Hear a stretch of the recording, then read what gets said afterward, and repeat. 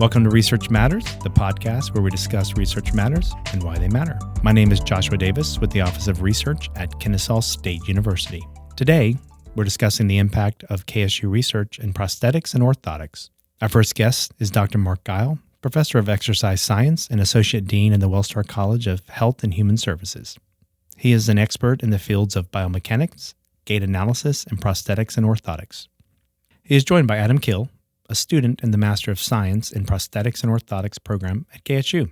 Adam received his first prosthetic leg at 11 months old. After graduation, he hopes to become a clinician in the field and use his experience to positively affect others. Mark, Adam, thanks for joining us today. Mark, could you share a little bit of your history and what brought you to KSU?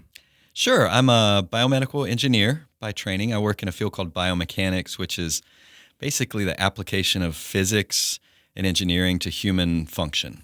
So I've always been intrigued with taking my love for mechanical things, for physics, and using it to understand how people move, how we can make it better when it's not quite optimal.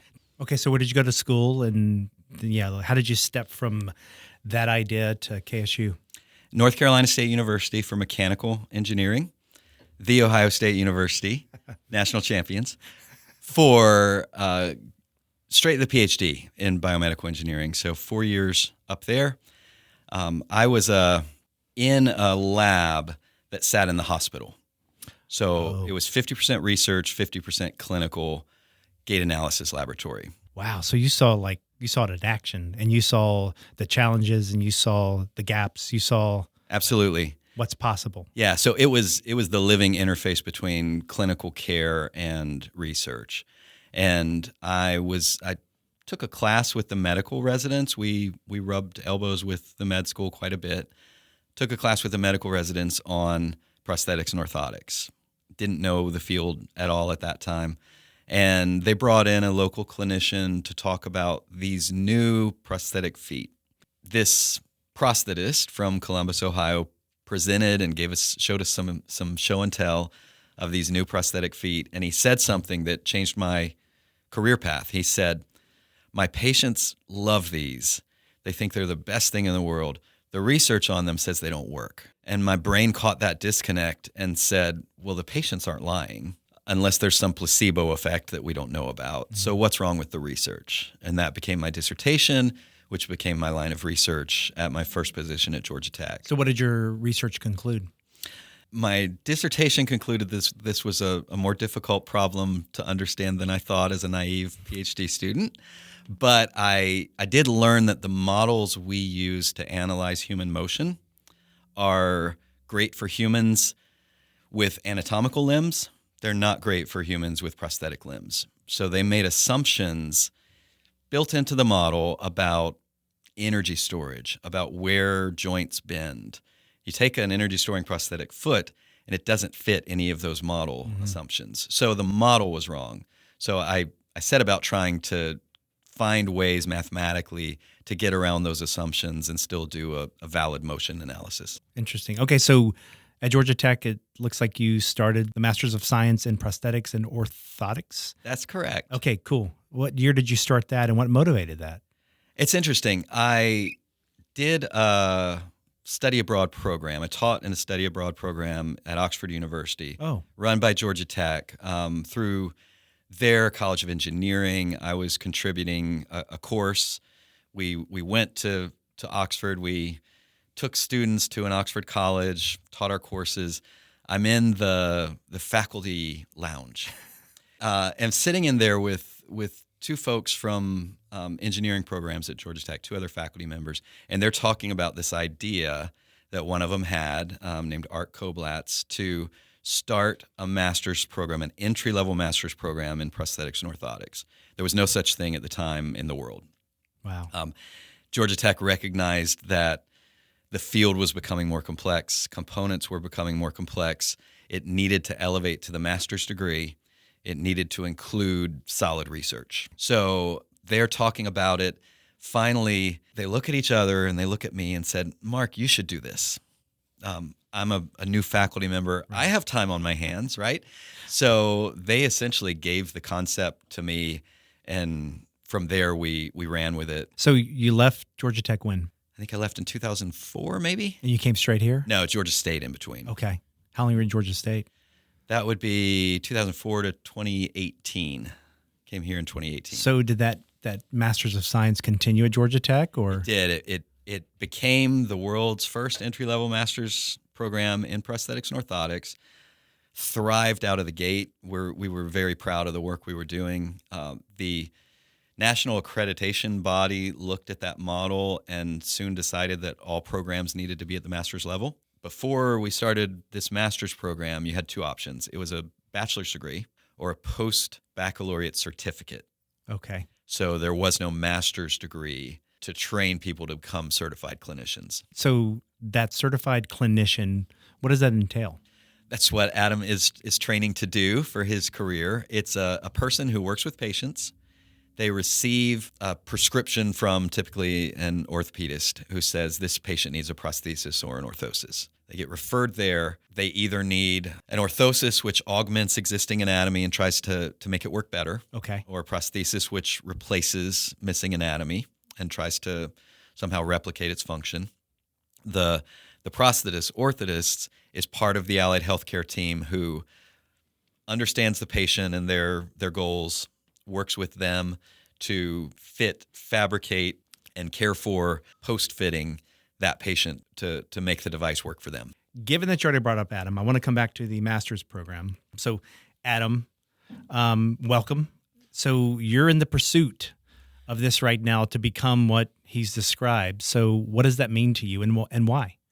It means a lot. It's something I've thought about since I was a kid. And so, tell us your story about you as a kid, because there's a special reason why you're here. Yes. So when my mom was pregnant with me, I don't know the exact week, but they found out I had fibular hemimelia, which is a birth defect that involves you not having your fibula in the leg. There's a couple of surgeries that you can have for that, and it's either having pins in your leg, and as you get older, they extend it, and that way you can still have a leg, or it's to amputate it. So my parents were faced with that decision with their first kid, so my goodness, they had a lot on their plate, and so they went and met with a lot of doctors and talked with them, and at 11 months they decided to amputate my foot, and with that, I've had a prosthesis since that moment.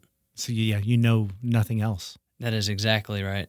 So you learned a lot through that journey. You don't know anything different. So this led you to here? Yeah. So my mom is a nurse, so she always pushed for the healthcare background. Of course. My dad he works on computers, and I knew that's what I did not want to do. So I was always interested in healthcare, and growing up, I always had the thought of prosthetics. It didn't really become a real goal until high school, because at that point, look at college, look at degrees, what do you want to do with your life? So at the time, we were looking at jobs and looking at prosthetics, and at the time they made the shift to the master's program, and a little bit later on, and everyone else was making the switch to the master's level to be able to go into prosthetics. So I was like, okay, need to make sure I gear my undergrad for this moment to be able to have a chance at a master's degree. So okay. At high school, I knew for sure that's what I was going to do. What was your undergrad? Exercise science at Georgia Southern. Okay. Go Eagles, not state. That's great. So you decided to go KSU and pursue this master's. Why? I did a lot of reflecting on experiences growing up and some of the prosthetists who've made my legs and the impact they had just on my life. Some of those experiences just made me want to be able to give back. Being able to do that was just something that I really wanted to do. And then my last 2 summers at Georgia Southern, I spent the entire time working at a prosthetics clinic in Savannah, Georgia. Really? So yes, there I was able to learn all my lab skills, or some of them, and work alongside patients and get to know them and their story, and also be able to share mine.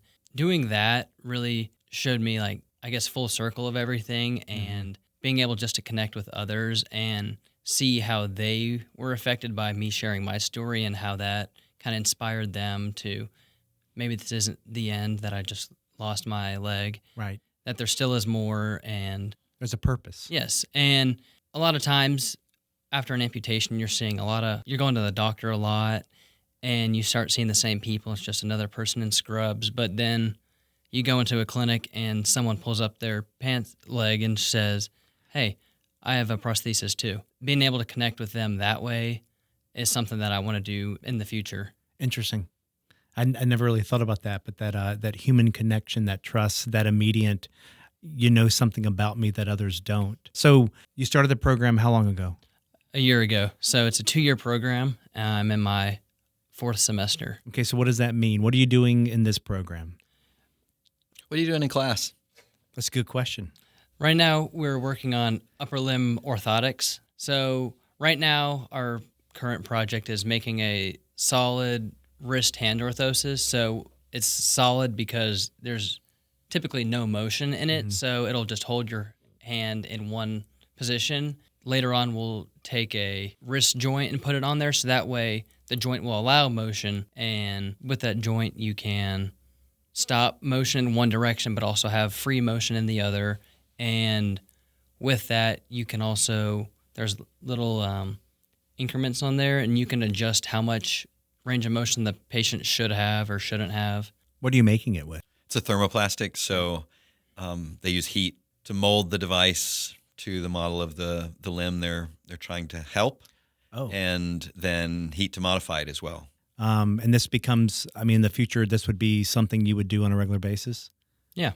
And so with orthotics, that's what we would do. Half a month or maybe a month, we'll just do upper limb prosthetics. And so that'll be working with people with limb loss in their upper extremities. So actual people, not just some, I imagine you had some sort of test platform that you would do this on. So interesting. Yeah, so we'll have a patient model come in and be able to make something for them, and they'll put it on and see how it works and functions. So we'll get to see what we make, if it was sufficient. Is it a team project or individual? We'll work in teams, which is really good. We all have different backgrounds. So I'm exercise science, and one of my good friends is engineering. So me and him work well together because I see things very differently than him. And likewise. Yes. And so I'll say something, and he's like, how'd you even think of that? And that's the first thing I thought of, and then vice versa. So working in teams is incredible. Just everyone has a different strength, and being able to use those just creates the best thing for the patient. Right now, I'm getting all the basic skills and knowledge to be able to apply for a residency, which we'll have to complete a 2-year residency. And then we can apply for our board exams. And so this is like the stepping stone to be able to get to there. So when you get there, what are you doing it there? I don't know where I'll be, but wherever I am, it's helping people with limb loss and making prosthetics and orthotics for them, and just trying to keep people active and get them back to doing what they were doing before. So I'd like to understand, what does that mean? So someone loses a limb or born without a limb. What is the process for helping someone acquire that limb, maintain it, adjust? Like, what is that process? What does it look like? It's different for everyone, depending how you lose your limb at birth. For me, I didn't know any different, so there wasn't really much of a grieving process. But for people who lose their leg traumatically or to a disease, that plays a factor after the fact they lose their limb, and they'll have to go through surgeries, get their leg healed up, and then once they're ready and their limb's healthy, then they can be fit for a device, a prosthesis. And then through the beginning stages, you'll go through more prosthetics because your body will stop swelling, and just it's never been fit with a prosthetic socket before. Nothing's ever been encompassing your leg before. So your body will adjust to it. And then throughout time, just depending on how active you are, gaining weight, losing weight, the fit sometimes changes. And then my job, once I'm licensed, would be to make those adjustments needed. So is it part of you? No, it's not. Okay. And it's interesting hearing your answer to that question, because you have the lived experience that I don't have. And I view this with my engineering design hat on. And I want the prosthesis to be a part of you. Interesting. We think about replacing form and replacing function. Function is our ultimate goal, but the function of the human body is so extraordinary. Yeah. From a purely mechanical perspective, there's nothing that can replicate an anatomical limb. So I understand you saying it's a tool, but my ultimate goal is you don't think about it at all. You never think about it. And we have research that measures cognitive load. So Well, that's interesting. how much does that, making that thing as much an optimal tool or as much a part of you as possible, how much does it take your attention away from other tasks? Because my leg only takes my attention away when it hurts. Right. Otherwise, I don't think about it at all. But if it's not my leg, if it's a prosthetic leg, is it always commanding your attention and therefore taking away from other tasks that you might be spending your time on? What would you say, Adam? I think a good example from what I said is growing up, I always played sports. It's my parents, they're like, all right, you're going to go do whatever, you're going to play sports. So I grew up playing baseball, and then I switched to lacrosse. Did you have an advantage? No, I was Okay. goalie. Okay. Well, I Oh, guess I did. It didn't hurt when I got hit in the leg. It was pretty funny. It would bounce so far. Sure it would. But, yeah, and it never hurt. And I was kind of like, oh, yeah. But at one point, the running legs, like running prosthesis, came up, and we're like, well, that'd be really cool. But there wasn't a lot of information on that. And my parents did a lot of research, and just it wasn't very widely known. So they had to look in so many places. We talked to the prosthetist who made my leg, and he was familiar, but it just Really? But like, what is this, like 2015? yeah. And That's there wasn't enough It information? was known, but accessing them was very difficult. So insurance only covers prosthesis for every 3 to 5 years or Oh my. say. Okay, so this is one question that I had, but I'm wondering around the insurance piece because I don't know what it's like in other countries, and maybe that's something you can share. But like in the States, what is the common relationship between you and the insurance for helping you with your life? Growing up, I would grow every year. So we would have it justified to why I would need a new prosthesis. But now I've stopped growing. So unfortunately, didn't get to 6 foot. But insurance does a lot for covering prosthetics, but sometimes it can be a little tricky with certain insurance coverages, or they might not cover exactly what you need because it's a little more expensive. It's a little higher end. I mentioned the running prosthesis, and to be able to get one, it was either we pay out of pocket, which is $10,000 for a running leg, just so I can run more efficient. To be able to get a running prosthesis without paying out of pocket, there's nonprofit organizations. Okay. And through Challenged Athletes Foundation, I was able to receive my first running leg. And that's a day I won't forget. And I bet not. Wow. I remember running in the parking lot with my brother, and Oh, wow. it was incredible. So now there's a movement going on in the U.S. called So Everybody Can Move, and it's nationwide, but they're pushing it at each state. And in Georgia, they just passed a bill for So Everybody Can Move, and it's basically it would cover a running prosthesis or any type of orthosis that someone would need that insurance previously wouldn't deem a necessity. Right. So it's for activity-based purposes.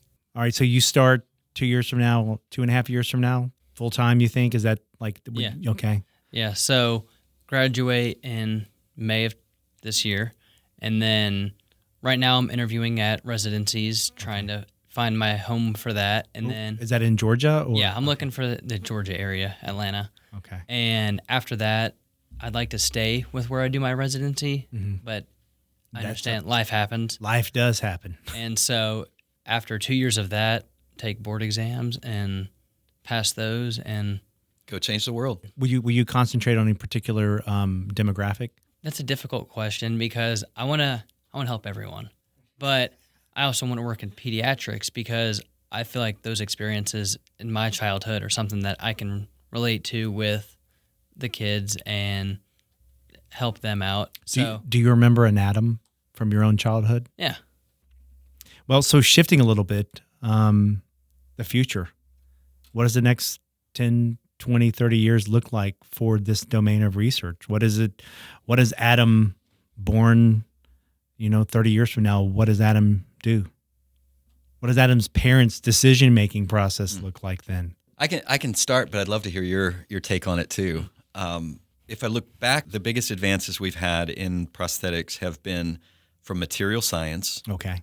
moving to things like carbon fiber that open the door for so much more responsiveness. And you saw that in your lifetime. Like Absolutely. That And device control. was okay. Devices now have sensors in them to detect what you're doing. Do they have onboard computers? Microprocessors. Okay. Close. What are they doing though? Two things. The earliest example is the microprocessor controlled prosthetic knee. So it's a knee joint that has sensors in the foot and in the limb that understand whether you're walking up a slope, down a slope, fast, slow, up or down stairs. And the only thing it can do with that information is change the stiffness in the knee joint, which is essentially what your muscles do all the time. They change the stiffness of your knee joint. That sounds pretty basic, but it opens the door for new areas of mobility that people with limb loss above the knee have never experienced. One of the things that you get the opportunity to see sometimes is a person walking downstairs, step over step, for the first time in their lives, because the knee understands, we're going downstairs now. It gradually lowers the stiffness so that you can flex your knee when you're descending the step. And that sounds like a very simple thing, but when you're not hopping down the stairs, Right. you are participating in society in a new way, and you have a new area of mobility that is a sense of freedom for you. The next advance beyond that is powered components. Okay. Little motors that actuate limbs at the knee, at the ankle. There's a longer history of that in the upper limbs, wrists and elbows, because they're not weight bearing. Legs take a beating. It's taken us a long time to get to the point where battery power is adequate, weight is limited enough that you can actually put a powered actuator in a prosthetic joint. And then the question becomes how to control it. Adam mentioned myoelectrics. That's brain-device interface. It's Star Wars. It's when Luke puts his hand on and does the wiggly thing with his fingers. Right. In seconds. That's a dream that we won't realize in my lifetime for sure. You don't think so? No, absolutely not. It's extraordinarily complex. It's you can open and close a hand. You can change the grip. You can use a pinch or grip. But to be able to actuate individual fingers from a thought is the goal, the long-term goal. But that's the future looking. Our advancement will be, I believe, in really two things: continuing with material science, doing much better at 3D printing different materials with different material and structural properties that can hold up to the rigor of a prosthesis. And we're doing better at brain-device interface. Okay. Yeah, I kept assuming that 3D printing will continue to become more important. And I can imagine as you have an update to some feature to your prosthetic, imagine printing out that update, swapping it out. Is that where we're going? I hope so. Okay. But we're not there yet. In some small ways we are. I don't know how much. So Adam's smiling. What? Yeah. So when you put a prosthesis on, you typically put on, it's called an interface. So you'll either put on a liner, like a gel with fabric on the outside, or sometimes it doesn't have fabric. Me, I used to have a foam cover, so it would kind of look like the outside of the prosthesis, like what you see of the prosthesis, and you put that on, and then you have socks, and then you slide into the prosthesis. So I've worn that my whole life, and it's great for people who use it for a long time. They're used to it. They don't want to switch out of it. But when that foam packs out and you lose height, now you're uneven. Oh. And you can't just remake one of those and then put it back in the same leg. So if that messes up, you have to remake a new one. Just recently, last year, my back was killing me. And one of our professors was like, is your does your back hurt? You're walking weird. Like, are you not correct on your height? And I didn't really realize it. And I was short on my prosthesis side because of the foam packed out. And so I went to the prosthetist I see now, and I told them I'm looking to try something new. I don't really know. And they said that this company that has had great success with 3D printing, and instead of having foam or like P-Lite is the material, we're going to 3D print that for you. And it's going to be the same thing, but it's just going to be 3D printed. So that way, if it does pack out or something happens, You just come back in. they'll print a new file and make it, and it'll just be like the same one. So I'm wearing a 3D printed insert right now. Are you really? Yes. Well, are there any other kind of thoughts you guys might want to add of what's to come, or any kind of interesting anecdotes of just impact? I mean, you've seen a lot of children, and you've seen a lot of children at a really young age and then growing up, right? Yeah, so most of my work is in pediatrics now, and it's incredibly rewarding. In one of my first forays into pediatric research, which one shouldn't enter into lightly, it's a challenging population to work with. I was working with clinicians at Children's Healthcare of Atlanta, with whom I have a wonderful partnership. We were preparing for a gait analysis. We have a laboratory with cameras all around. We put little reflective markers on, like they do in the movies, and we record motion in 3 dimensions, and we can analyze it and understand where it differs and how it might be improved. So we're doing that with very young children with limb loss. How old?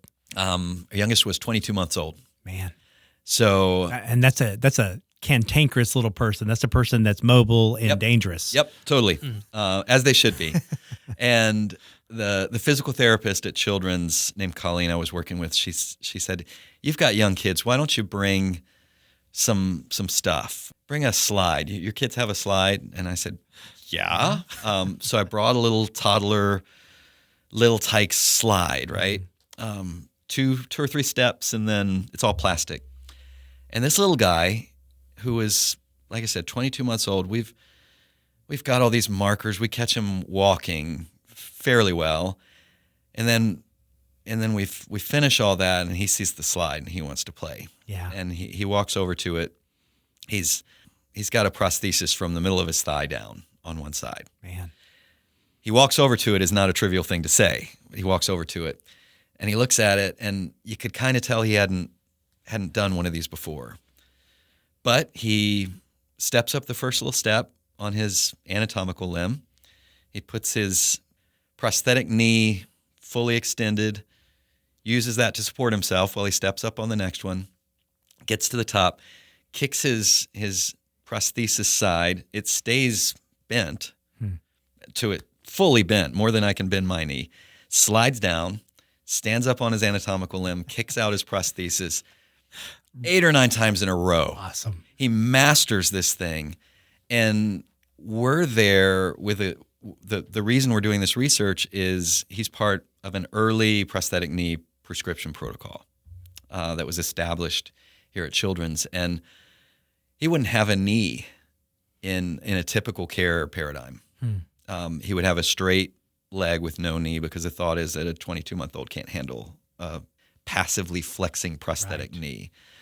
But he could absolutely handle it, and that opened my eyes to think beyond just walking, because I'm a gait analysis guy. I study walking. I know walking really well. But this kid doing something that would have been impossible for him to do is learning so much more about his environment, his ability to climb stairs, to descend, to extend a limb, and he's having fun. Right. And I've found in my work with kids is that from the outside looking in, we never give them enough credit for what they're capable of doing. Right. And I had another quick story. I have a big project on understanding the biomechanics of infant crawling development. So now we're looking at very young children who are just learning to crawl, and we're understanding for the first time how a child does that mechanically, what's going on in that process. We have a cohort of subjects at Children's Healthcare of Atlanta with limb loss and limb difference.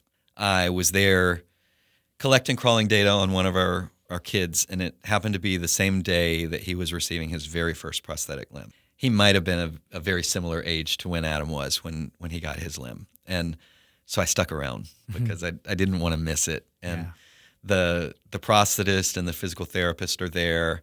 Caregivers are there. Cameras are ready because they're all curious about what's going to happen. They don't expect him to go running down the hall. It's mainly about for the prosthetist to see if it fits, if it's long enough, like you mentioned, and is it something that the kid can take home today or not. But they sat him on the little padded bench that physical therapists use and brought out his limb, attached it to his residual leg. Was he excited? I guess not really understanding what he it was. Ambivalent. Okay. So he's just sitting there. So they bring the limb. It fits really well, and I watched him. He sees it now, and it's attached to his leg. And he looks, and he's sitting straight up, so he's got his anatomical limb on one side, and now he has a prosthetic foot on the other side. And he just reaches down and grabs the foot and wiggles it a little like you would, like babies do. And then he bends his knee and pulls it up closer, and then he's completely satisfied with it. He's encountering this thing for the first time ever, and he says, "Yeah, I'm good with that." And his entire course of his life has changed from that moment on. That's very rewarding. Yeah. That's where you're like, I understand why I'm here. And Adam, I'm assuming that's the same place you want to be. Yeah. Yeah. It's seeing that in pediatrics, but also adults. Maybe they won't grab their foot and Right. get it like that. But adults will have the reaction of when they stand for the first time in months or take steps for the first time. And then it's also seeing their loved ones or whoever's in the room with them react the same way and see like their unlimited potential just open up. Right. And joy. I mean, it's shared joy.